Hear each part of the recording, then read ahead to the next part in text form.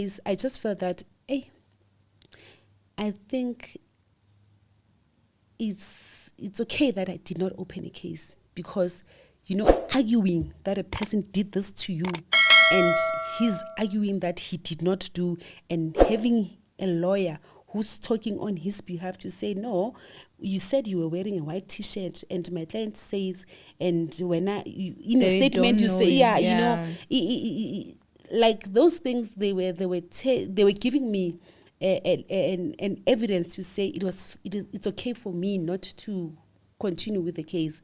But that I would not advise people not to open cases, because imagine I did not open a case.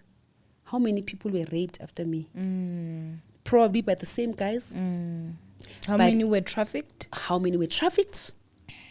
Probably by the same guys. How many were sold to the hostel dealers? Probably by the same guys, because it looked like it was their business. They were taking girls and selling them to the hostel dealers. And how many children have been trafficked even today? So I wouldn't advise anybody not to open a case. And I wouldn't advise anybody not to go through the steps that you have to go, because you need to open a case and go to interviewing and have tested your HIV, your other diseases, pregnancy, if you're not pregnant, and you can have those with a case number, and it can happen in a minute or so. So I wouldn't advise people not to talk, because people don't want to talk about their ordeals. People don't want to talk, but there are benefits if you go and open a case and go through social workers and stuff like that. Yeah. What you're saying is very important. I also always say this. They know I always advise, get your rape kit done. Exactly. Get that rape kit done. Even if you're not ready, to say I'm not ready right now to open, but get that rape kit done. That is your proof. You understand? Yes. Because in court, unfortunately, it's not even about the truth. It's not about what you know. It's what you can prove in court. And sometimes some people get discouraged because they're like, well, this guy is not going to get prosecuted or something like that. But for the fact that you've come and laid a rape charge, if another woman comes and lay a rape charge, they are like, but wait a minute, this is not the first time. You understand? You also lay, even if let's say they don't get him, a third woman, there's no way, they will all count. You may think that you going and opening a case against this person is not going to do anything. Trust me, it can help the next woman. It can help the woman after that. Maybe now when this one comes, there'll be an officer that is like, no, but Owamie also came. Let's also call Owamie back. The two of you now, you can be able to open a case against this man, and you can be able to win. So it's very, very important to open a case. It's very, very important. Because after my ordeal, I now worked at SAPS, and I now saw the importance of opening a case. Yes. It's important. Working with the SAPS, at that time,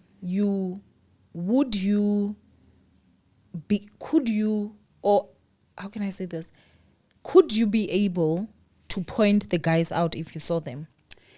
The guys are known.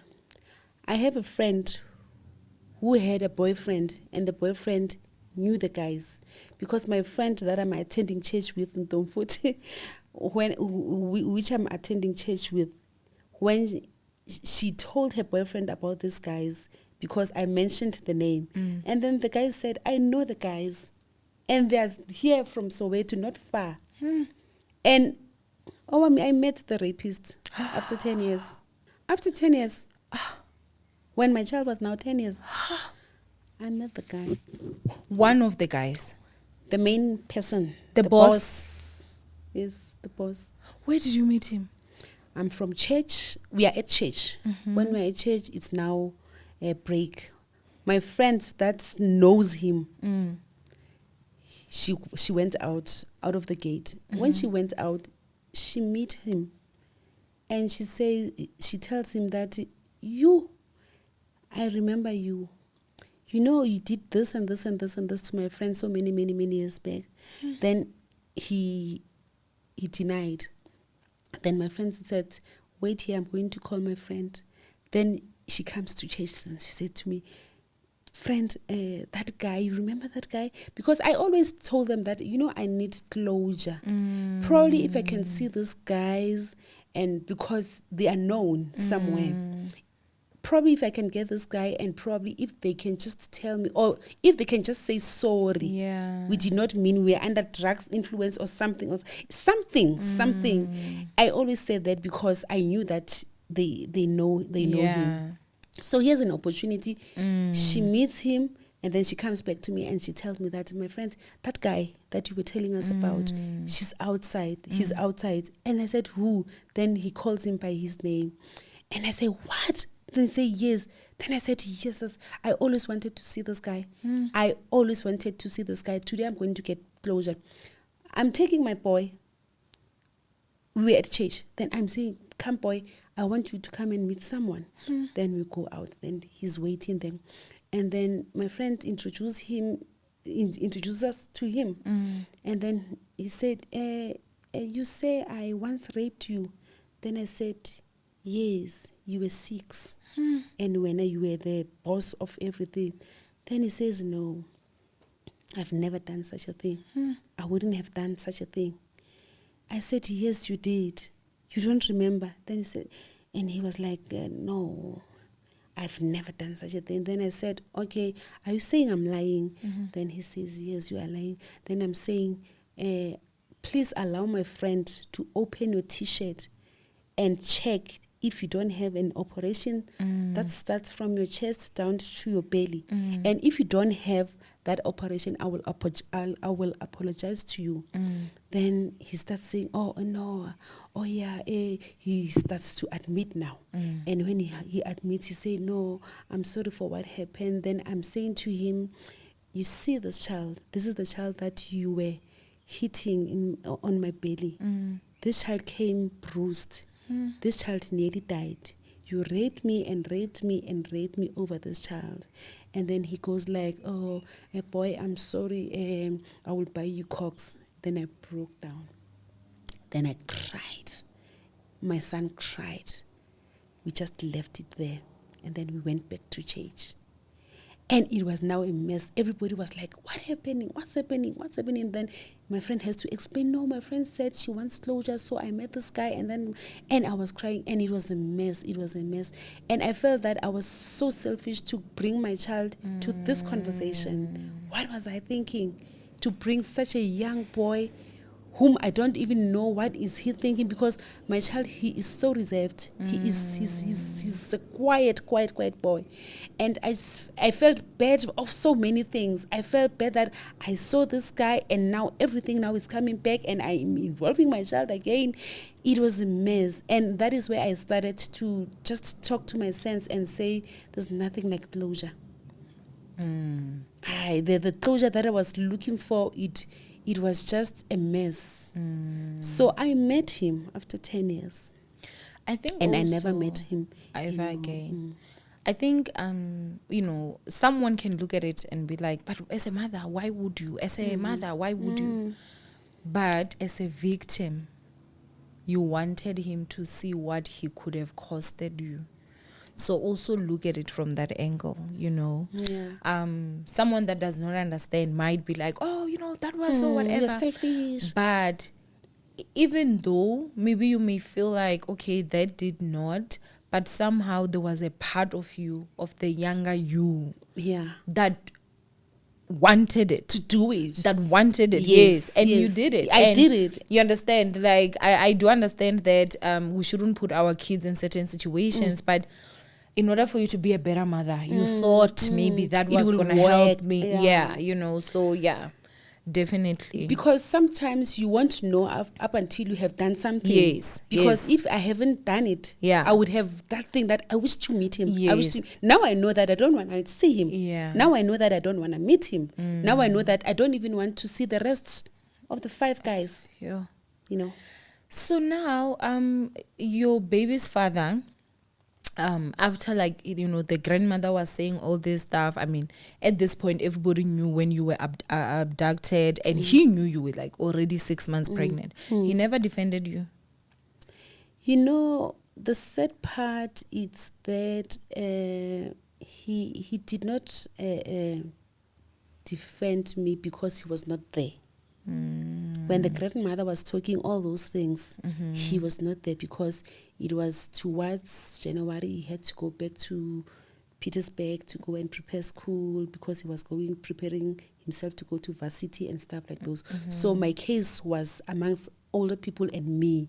But he had already told his mother that we are coming. So the mother was okay with it. The only person was the grandmother that did not like me that much. Okay.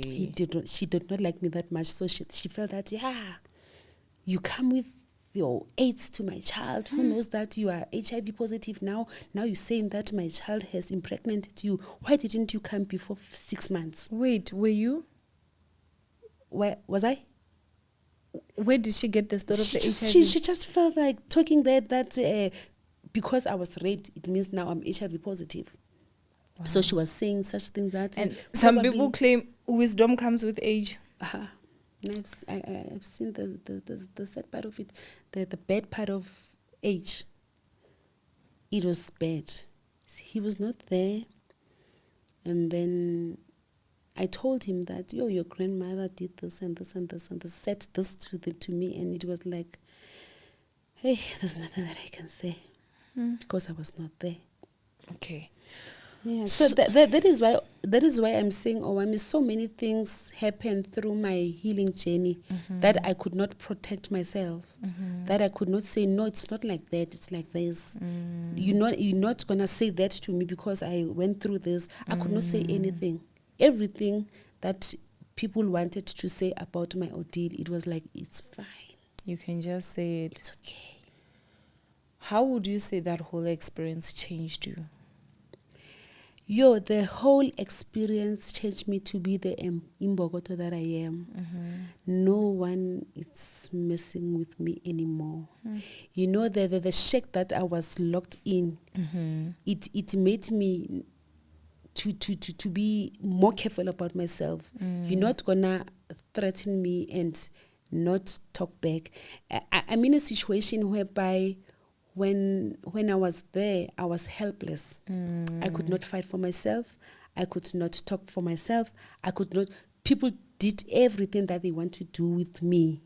So when I'm out, I feel that this is not going to happen. It happened back then, and it happened for 3 days that I could not say anything. But now I feel that we need to talk about rape. We need to talk about empowerment. We need to talk about things that we don't feel okay with them.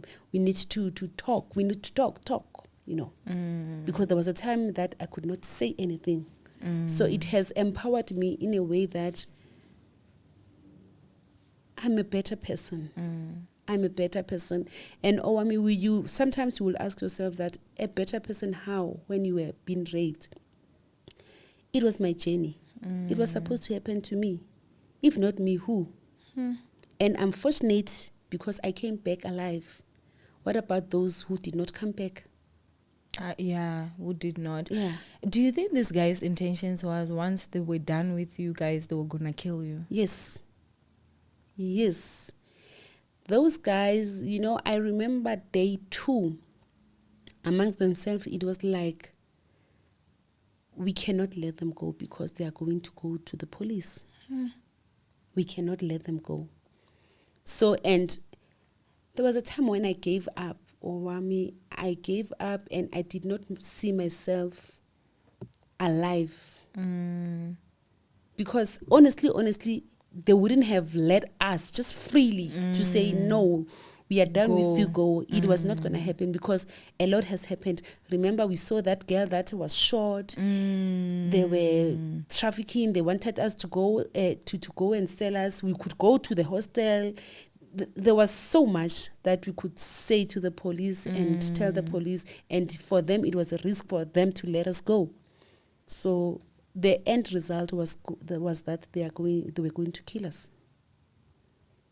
That is what I know, and that is what I'm grateful every day to God, that at least I came back alive, and at least the baby was safe. Unfortunately, my friend did not make it, but at least You made it I'm out. here to tell the story. For both of you. For both of us. Yo. Working in the with the police, have you ever had rape victims that have gone through very much similar ordeal that you have? And have those guys ever been called into the police station for a different case, and maybe you saw one of them or on the wanted list for anything? I love the question. You know, the first time, remember I said I worked in the Victim Empowerment Center, and nobody knew what happened to me. No one. No, even my closest friends. So there's this young girl who's coming through to the police station, to the CSC Community Service Center, and she was crying. She was hysterical. She was crying. I'm in the trauma center. I'm at the trauma center. And she was crying, and I could hear people trying to assist her. She was refusing to be assisted. Then I came through. When I come through, the captain says to me, "Hey, Karabo, this person doesn't want to talk to anyone. And how are we going to assist her if she does not want to talk?" And I approached her and I led her through to the Victim Empowerment Center. The Victim Empowerment Center are friendly user. You have your couches, you know, something that can make you calm. So I take her through to the office, and then to that office, then we sit down. Then I ask her what happened. And she said, "I just want to go home. I want you to call my mom. If you want to assist me by calling my mom and tell my mom to come and fetch me." And I said, "But apparently we need to assist you before we call your mom." "I am going to call your mom, but narrate to me what happened." Then she said, "I was raped. Are you happy now?" Then I said, "No, I'm not happy." Then she said, "There's nothing that you're going to help me. Police are useless. I don't want to share my story. I don't want to say anything. I was raped. Now. I was raped. The people that raped me just dropped me not far from the police station to come and say, and they are now gone. So there's nothing that you are going to do. And when they were raping me, nobody came to come and assist me." Then I said, "You know, you're talking about rape. Let me share a story. Do you allow me to share a story with you?" Then she said yes. Then I gave her water. Then I shared my story. But I did not tell her that it was me. I said I knew a girl who went through, because she was raped by 4 guys. She was going to school. You know, there was a time where this taxi, the quantums would take people and gang rape the people, then leave them. That was that time. Then I share my story with her, but not telling her that it was me. There was a girl who happened to be raped by 6 guys. She was pregnant. She was kept in a house for 3 days. She was pregnant. She was 6 months pregnant. Blah blah blah blah blah blah blah blah. And then she starts to open her eyes and listen to me attentively. And I said, "And you know that girl, she managed to pull through. She was okay after the ordeal." And then she said, "No, probably wherever she is, she's mentally disturbed, because no one will stand whatever that has happened. I'm saying to you, I was raped by 4 guys. And I'm saying to her, yes, I understand. And I'm telling you, that lady was raped by 6 guys. And she was pregnant. She was 6 months pregnant. And they held her for 3 days. And she was like, "How so?" Then I said, "Do you want to know the lady? Do you want me to call for that lady to come and tell you this?" Then she said, "Yes." Then I said to her, "This is the lady that you are talking to. I was raped." And then she was like, you are lying." Then I said, "Yes." So I told her that when I say you are going to pull through, I know that you are going to pull through, because I pulled through. And that was the first time I shared my story with a victim that went through almost the same, because it was gang raped, you know. So, and as from that day, I gained trust from that girl. And then I walked through. We managed to open a case, do everything that was supposed to happen, and we got closer. We managed to talk. She was calling me when she felt down. She would call me in the night, and I would take a call, and she would tell me that, "Karabo, today I'm feeling so bad. I'm so down. I cannot even concentrate." I'm happy because she pulled through, and today she's a social worker. Wow. Yeah. Oh, that just gave me chills. Yeah, today she you know, we tight like that. We tight like that, yeah. And I feel you guys are the ones that should hold those positions. Most definitely. You fully understand, you know what to say, because there are those that just are there for the money, and it does not work. It does not work. You are a victim, you become more victimized, you know, and it's so sad, because you'll find that at times it's still women that you get there, and these women are now acting like, you know, but now I also want us to get to this. You came in here with your husband. Yeah. Right? I was making jokes. I usually, what I do is that I don't like researching the story of someone. I've noticed that. Yes, I don't, because then it does not give the genuine reaction that it gives, you know. And had it been that I wanted the details of the story, the way I would have treated you when you walked in, it would have been very different. Okay. You understand? So I understand. When I don't know, because I prefer that way, I ask my PA, like, please don't tell me anything. Just let the person come. And I don't want to like sit and be preparing. I want everything to be authentic. I was surprised to the PA. I said, "Are you not asking me anything?" Then she said, "No, no, we don't. We don't prepare questions. We don't. And for me, that's when I find the genuinity of the story, because sometimes I will research and I will find information that now I don't find relevant asking, because now I know. I hear you. But somebody that is watching that, they don't know that. So I try my best to say, I will ask the most basic questions, and like, you didn't do your research, but I really don't like doing that.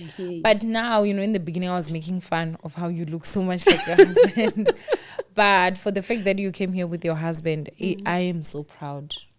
Because you got married. It means, you know, our healing journey. You know what? He's the most wonderful husband. He is so wonderful to me. And he's the one who insisted that I write a book, actually. Wow. He's the one who pushed for that book. You know, I would write my script and I would cry. Tears would be falling on the paper, and we would be taking the paper, throwing it away. Then I would say, no, I'm not going to do it. Then he was saying, sit down. He would bring coffee, he would bring the blanket, write the script, just write. Then I would be crying on that. You know, it was a mess. The script, I don't know how many papers did I throw away because they were messed up with tears. But he would be there and like kindly and gently like encouraging me. Normally when I do podcasts, he does not sit inside. Yeah, he prefers to be out like now. Yeah. And I'm sure he doesn't even watch. No, he doesn't. Yes, because he doesn't like, read the book. He doesn't watch. Yeah, he but doesn't. he supports you, and that's what's very, very important. And I love the fact that he knows how to protect himself, because no one ever wants to hear something like that about someone they love. You know. So man, if my dad could not take it, yes. What about him? You know, what about because him? even if when I broke the news to him, it was like, you know, there's something that I want to tell you, and I will accept anything after I've told you whatever that will come out of the thing that I'm wanna share with you. It's fine, and I won't judge you. You know, starting the conversation, trying to put it and trying to save yourself, trying to, you know, everything. And when I started talking about the ordeal, he could not even look at me in my eyes, but you could see that he is listening. He is listening. Yeah, and then surely but steadily he was with me. He protected me. He's supportive. He's wonderful to me. He's wonderful to my kids. Yeah. I'm so happy for you. You know, I am so happy for you. Like, Mama, you made it. You know, yes, you know, because I know like how women are at most times after experiencing something like that, it becomes more difficult for you to even relate to men. Sometimes you have anger issues that are to men in general, and you have to work extra harder than the rest of us, you know. So first of all, I'm proud of you, of the fact that you did not let those people win. Yeah. because you took charge and took control of your life back, and now you continue to live your normal life, because people's normal is always gonna be different. Yeah. You understand? Yeah. But I'm so happy for you for that, you know. I am so happy for you for that. Thank you, Owamie. Thank you. You know, God is good all the time, and you know, things do happen. You know, healing is a process. I'm still healing till today. Yeah. I sometimes cry till today. Yeah. I sometimes get flashbacks till today. I sometimes get that, Ish, why I'm still alive. I still get those thoughts, those bad thoughts, you know, because healing is a process. And with my journey, I come across people that will be talking to me, and then when I get Owamie stories, then it will sometimes take me back to my story again, you know. That is why I'm saying I'm still healing. I'm still on a journey, but hoping that it's a journey that will heal somebody who hasn't opened yet, who is still undercover with this thing that I cannot even say anything, but at the same time she is dying inside. Yeah. And Owamie, the experience that I had while working with victims of crime is that even men are being raped. There are men that are going through hell. They are being raped. It's not only us. And we still have men that cannot even share, because for them it's a taboo that as a man, how are you being raped? But me working in that office, I got an experience that even men got raped. And they cannot even talk about it. Sure. Yeah, that's also another part That's also that another most part. of us do not really think of. We always think of Women. Every time women are the ones that have been raped, but even men. Yeah. You go to that office and you will be shocked. Yeah, of the things that you actually hear. What advice would you give someone who has just gotten sexually assaulted, or they were already, let's say this has happened, maybe it's been a few months, you know, they did not take the test kit, they did not open a case, they are struggling, they're keeping it in, or maybe they've just told a closest friend or something, you know, they're still living in that fear of not knowing, is their violator still out there looking for them, you know. What advice would you give such? You know, Owamie, it differs from person to person. Number one, sometimes you will be scared to go and open a case because you are scared that probably you will be opening a can of worms. Those people will be coming back for you. But it's important. I would love to emphasize that it's important, because if you open a case, it comes with benefits. I always call them benefits, because it's not any time that you could just go to Ntabiseng and be attended at the same time. And then the medication that they are giving you, it's quite expensive.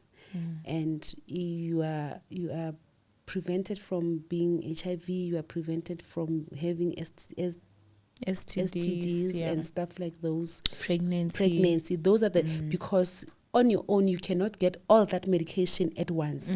But when you have opened a case and they have gone through the steps that they are supposed to go through with, you are going to get all in it's a package. You know, it's very important. And there are people that are hard on themselves after the rape, and we cannot even blame them. As I said, it took me 19 years to share my story without crying. So people need to be kind to themselves. I always say, forgive yourself. And we would argue with my husband and say, why are you saying you need to forgive yourself? Because you haven't done this to yourself. Wrong, yes. Then I say, for me to have a conversation, a sober conversation with Owamie, I need to forgive myself and say, it was not me who caused this pain to myself. You know, I need to be okay mentally. It's not that I am forgiving those guys. I'm forgiving myself for me to be mentally okay, not to go through depression, not to go to mental institution, but forgive myself for me to have a sober conversation about my ordeal. So there's somebody there out there who has just been raped probably 3 months, 2 months, or yesterday. Be kind to yourself. Listen to your heart. If you need to cry, cry. It's a healing process. If you need to talk to someone, talk to someone. But most of all, do open a case.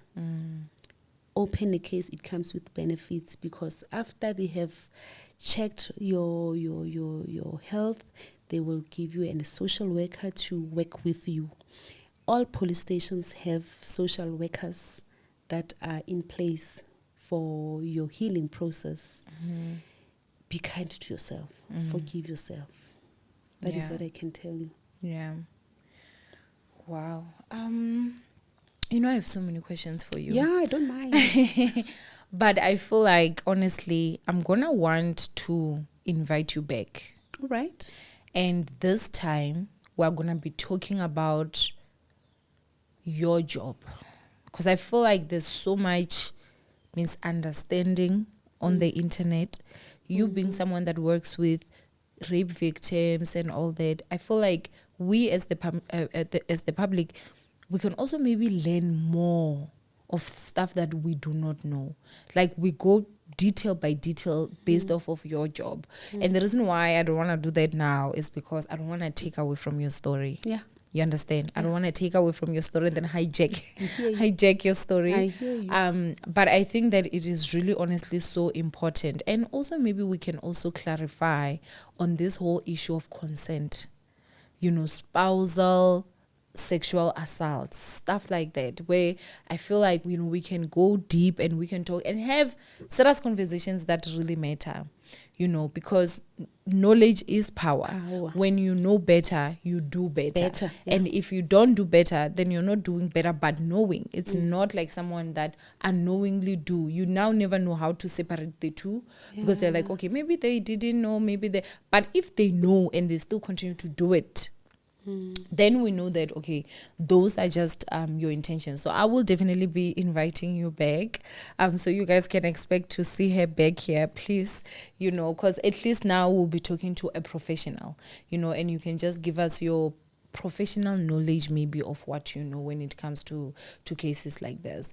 But before we leave, I would say maybe this would be one of the last questions. As a community, how do you think people could have best helped you?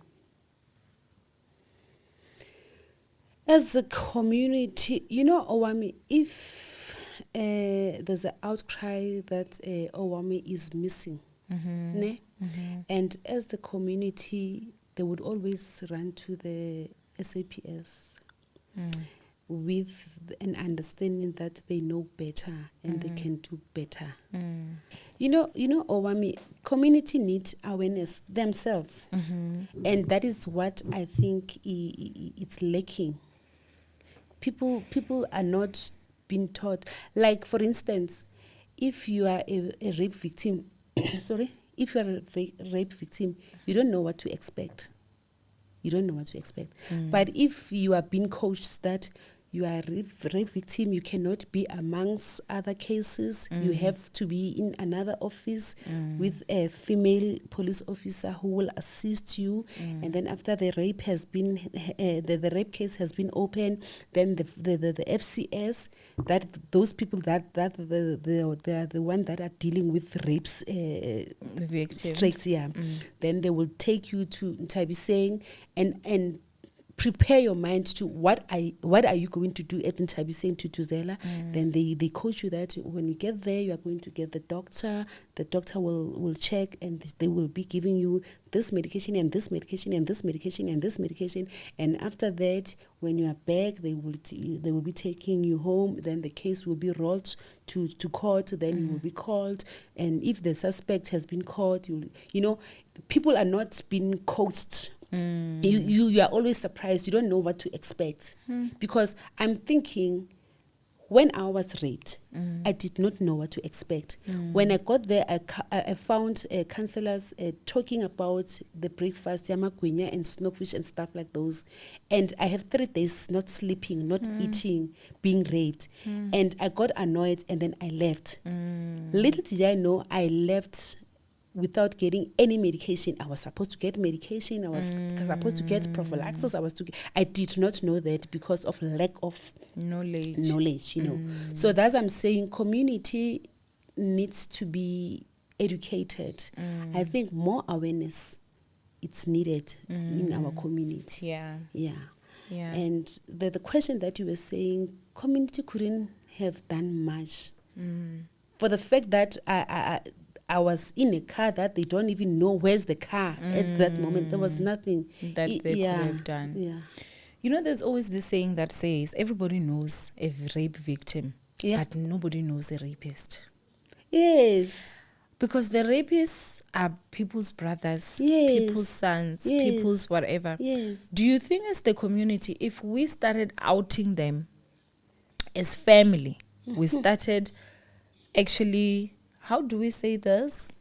Disowning them as part of our families when they do such things. Vouching for the victims because we know the kind of person this person is. Despite the fact that this is my brother, this is my son, do you think that could also help? It will help. You know, Owamie, you'll be shocked when rape cases are opened and the family members protecting the rapist. The rapist. You will be shocked. You will be. They will protect. With their power and might and everything, they will protect the rapist. They will protect. I know my child will not do that. Yes, I know my child is such a child, but when it comes to rape, I know my child can't do that. Yeah. So if we can probably normalize the fact that yes, he is my son and I love him, but what he has done is wrong. He's my son and I was not even there. And maybe probably know that I did not send him. So let him go and pay for his sins. Yeah. Wow.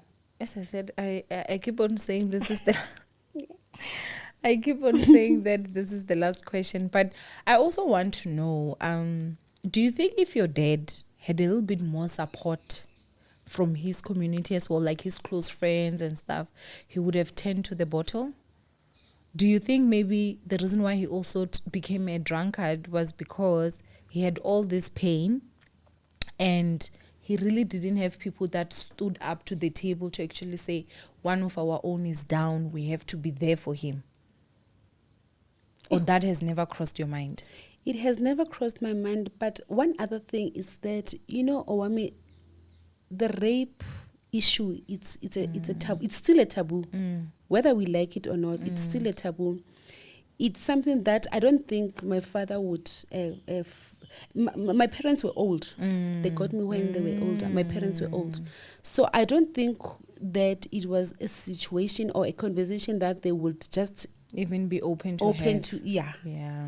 That's I'm saying it happened and we closed it. We closed it. We acted as if nothing happened.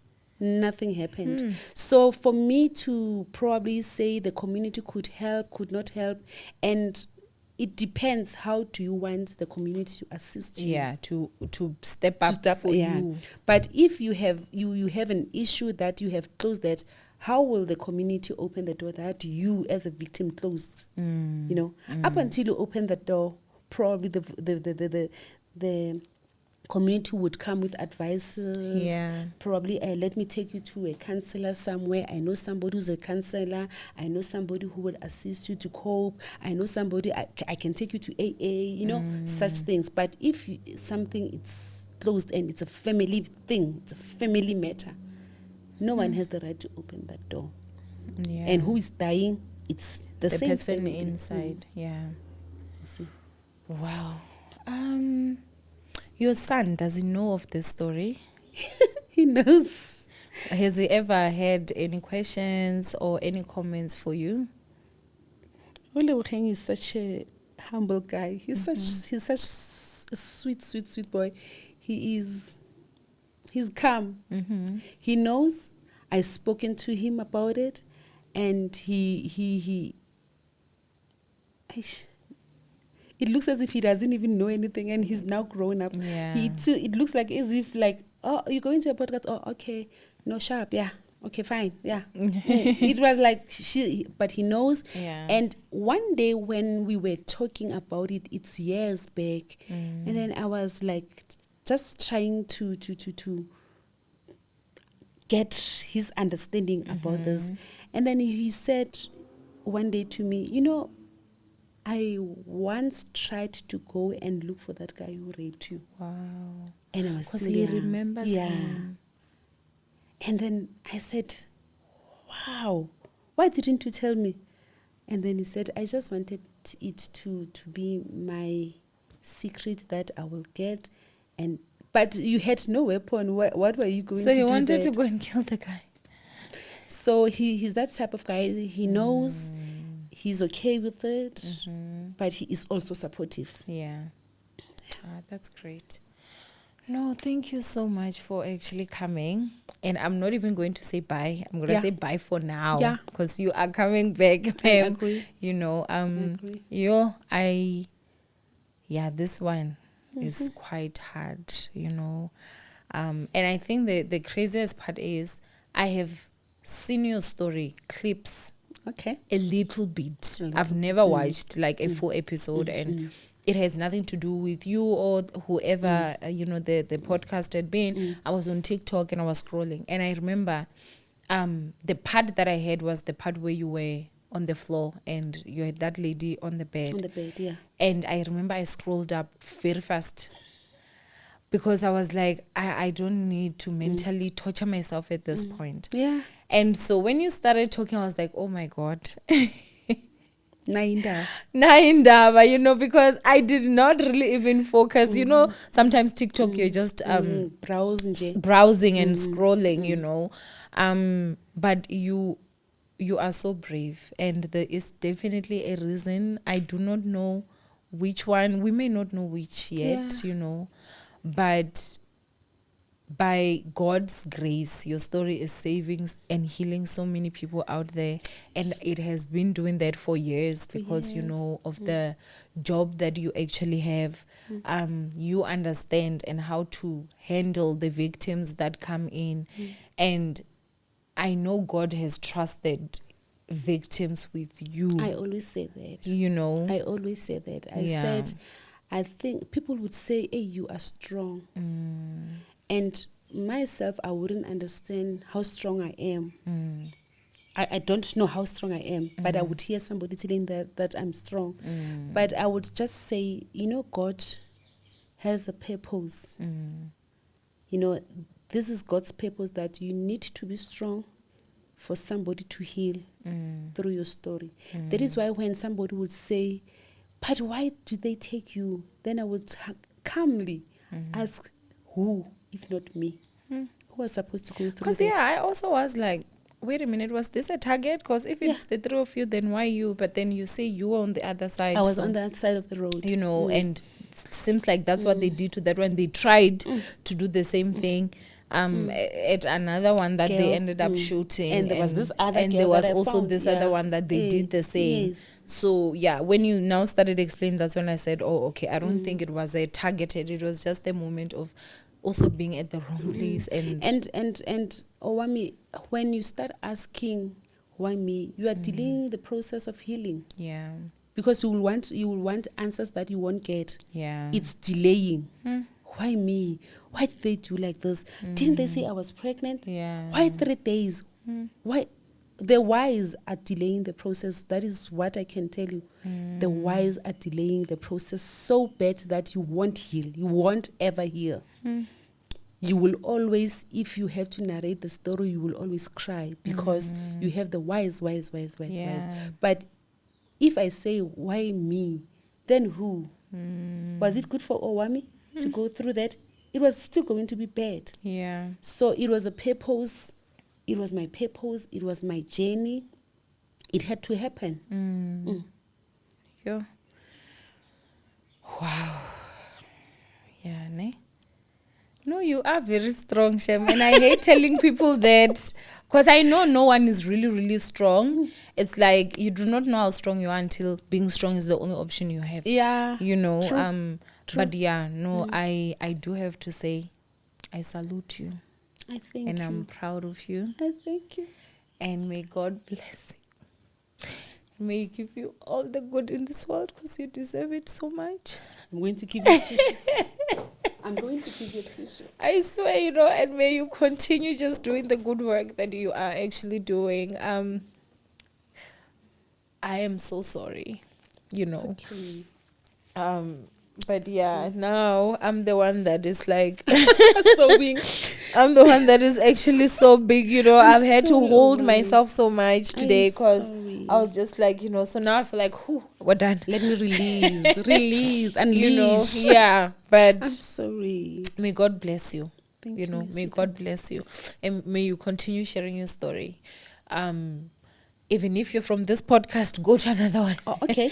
Go to another one. Okay. Go to as many Okay. as possible. Okay. Because I feel like there's this thing where sometimes people feel like, I was from Owamie. yes, if you It's came from fine. Owamie, then it's like, oh, Owamie owns this. No, there are people that don't follow Owamie, Yeah. that need you, Yeah. that need your information, that need that help from you. So if it's from Owamie, you can go to the next and the next and the next. Let's get the message out there, and then more and more people will be able to know where to go in order for them to get help, which steps can be taken in order for them to get help, which is what we're going to focus on the video that we're going to have. But yeah, honestly, just continue. And also, what I'm going to do is I am going to buy, I don't know, 4 books, Oh, nice. and I'm gonna give them away.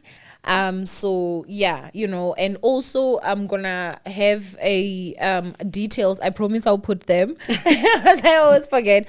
I promise I'll put them so that you can just buy the book, because I'm sure the book goes into details. Yeah. There were certain stuff, especially when you were in there, that I did not ask if you saw. Yeah. Kind of jumped it, Yeah. and I went to after you were out. And I think the reason for me is just because personally I also just didn't feel like I would handle, you know, having to know like The but details. thank you. But in the book, I'm sure you go protected into. yourself. I did. I had to. Guys, I really honestly had to. So I'm sure that in the book, It's in you do go details. into details, and I'm sure that there's so much information that can be there. So I will also make sure that you guys have information on where you can buy the book, and please share the video, spread the message, and wait for our, I don't know, part 3. Yeah. But that will be a separate video on its own. So yeah, thank you so much for coming, and thank you for being so courageous, and congratulations, you know. Congratulations. And yeah, ninjas, thank you guys so much. I'm so sorry that I have to go out like this. And I'll see you guys in my next upload. Bye. Bye.